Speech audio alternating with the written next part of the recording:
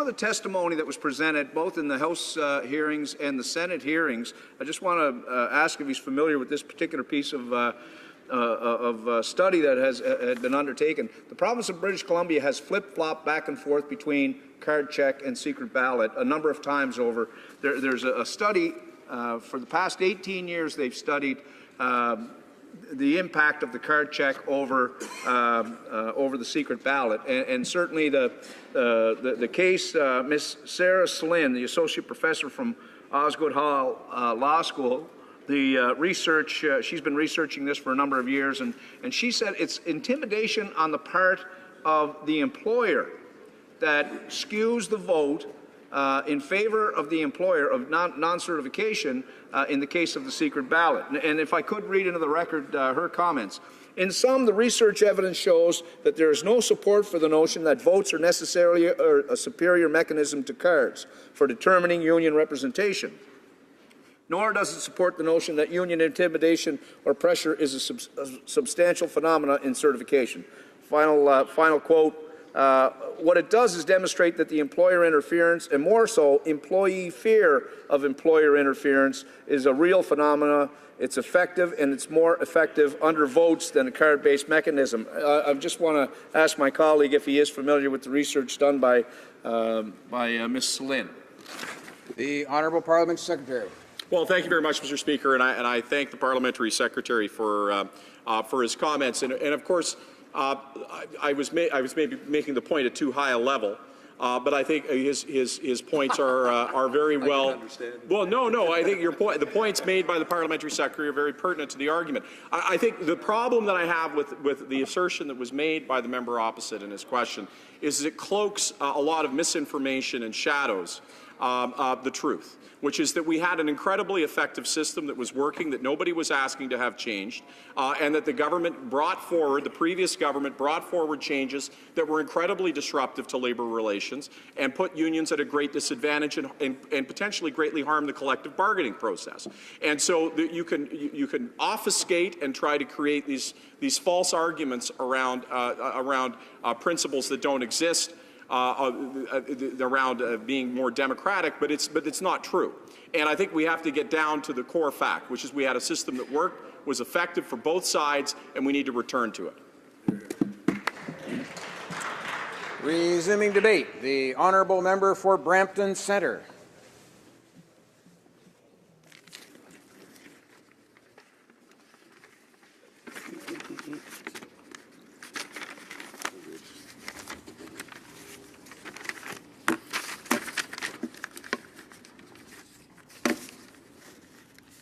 Mr. Speaker, it is certainly not often that we in the House of Commons called upon to repeal the legislation passed by the previous government. But in this case, it is absolutely necessary that I encourage the members of the House to support Bill C4. The reason is very clear. Bill C377 and Bill C525 is upset the balance in the labour relationship in Canada, giving employers a distinct advantage over the union. It is unfair, it is unbalanced, it is un-Canadian. For example, let's take a look at how Bill C377 impacts the collective bargaining process. One side, you have the union representatives trying to negotiate the wage increase or the better working conditions or more flexible hours for its employees or so on. On the other side, you have the employer who want to operate as efficiently as possible in order to maximize the profit. Mr. Speaker, but if there is a deadlock in the bargaining, each party have their own tools to resolve the matter. Employers can lock out the employees. Similarly, unions can go on strike. It's a very clear thing. So they are seen as the collective bargaining in a fruitful manner to resolve the matter. Bill C-377, Mr. Speaker, has amended Income Tax Act, requires the labor organization and the labor trust and the unions to file detailed financial reports and their information returns to the Canada Revenue agencies. That information, such as detailed on their assets, liabilities, salaries, and so on, is then put to the public on CRA website. This means, Mr. Speaker, that the unions must reveal how much money they have in their strike funds for the possible work stoppage. And that means the employer can find out how long a union can strike. They could stay out of the work. It is if it comes to the strike. So Bill C-377, the collective bargaining system is no longer fair now. It's not a fair game in playing in the field. It gives the employer a side distinct advantage. By knowing that the union have only certain amount of money for the strike or to lockout, they know exactly how far the union can be pushed to accept less in order to avoid either those eventualities. Does anything really think that is the fair way? No, I don't think it is the either, and either does our government think so. Let's remember, Mr. Speaker, collective bargaining is the process which we have to adopt and we had been adopting from the decades previous governments. Bill C-37 also contains other provisions that equally are unacceptable, Mr. Speaker.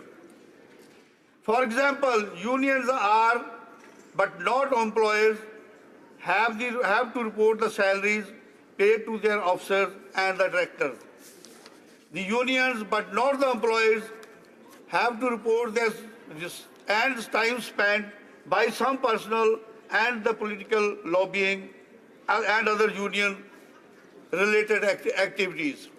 In addition, the bill duplicates existing requirement under the Canadian Labour Code that requires the unions to provide their members with the reports on their financial free of charge and on demand. Similarly, Mr. Speaker, the requirements are also already in place under many provincial labour laws. The second bill repealed, Bill C-525, has been described by my colleague, the member of the Cape Brent Casino, as a solution looking for a problem. I think that is a very apt description.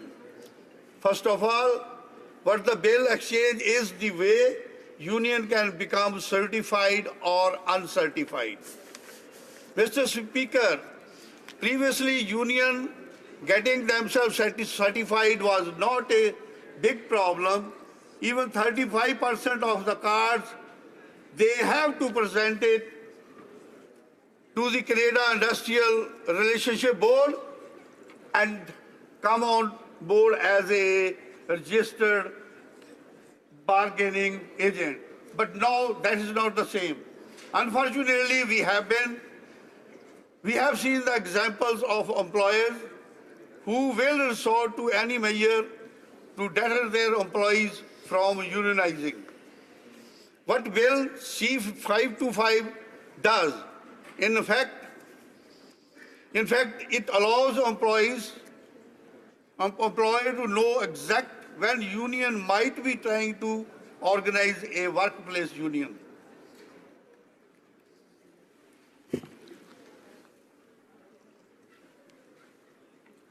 And even though Most employers act ethically to prevent unions from organizing the unions.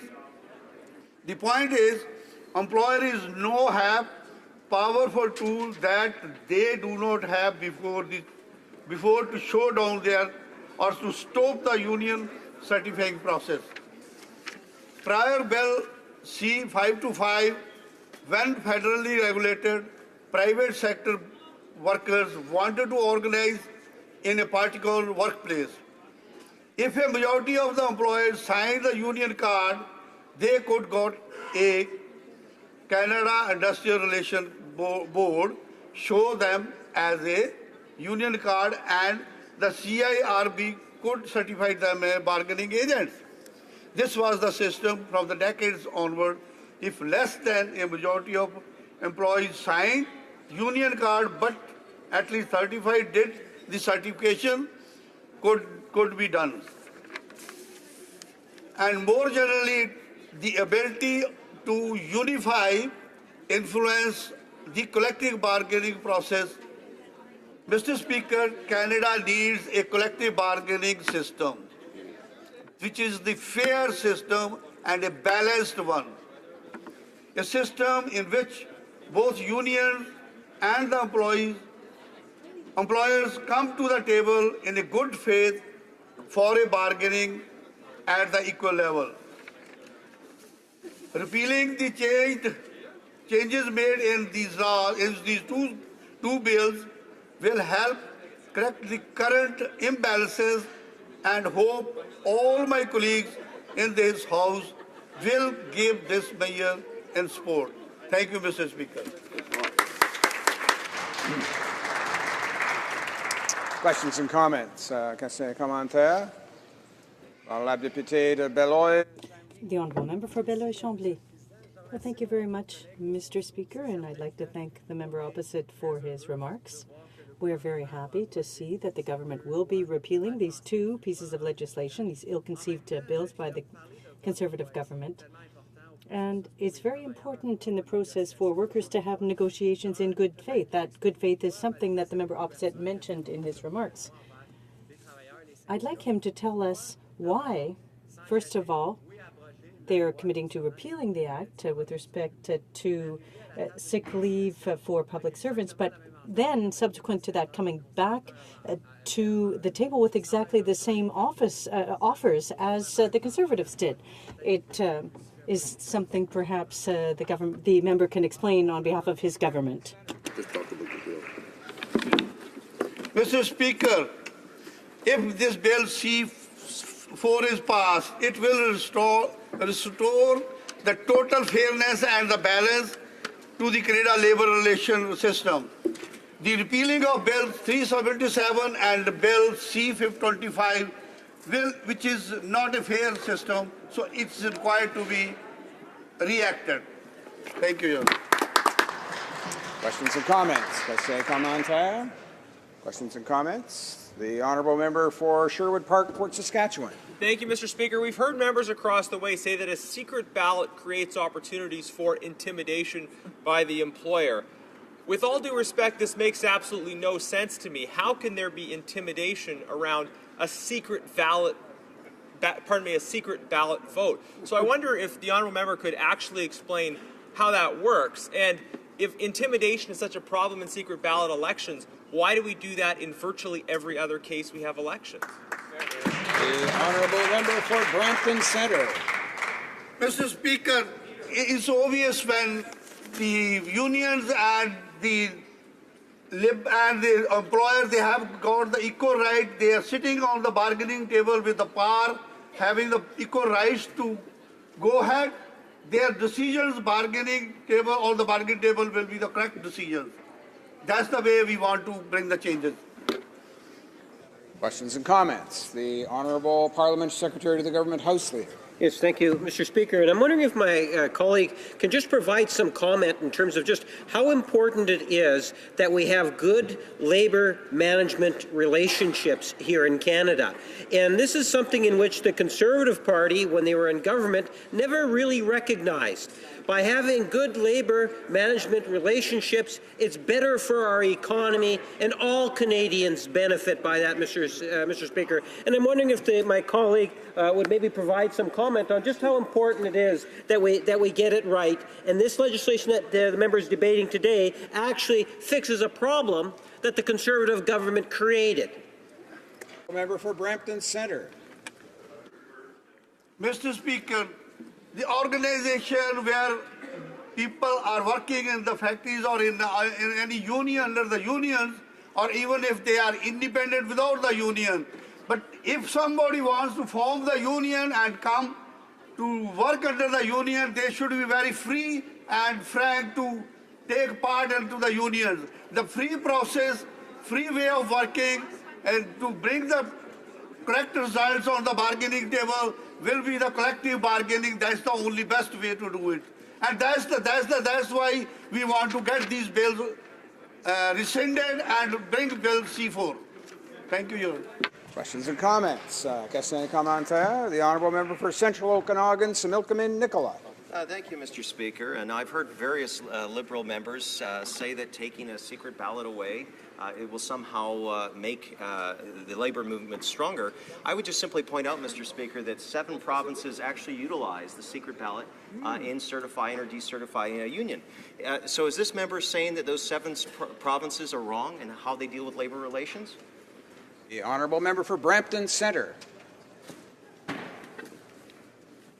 Mr. Speaker, again, repealing the Bill 377 and Bill 525 is identified as a priority of this mandate, and that's the why this to bring collective bargaining on the table in a better way and give benefit to the employees.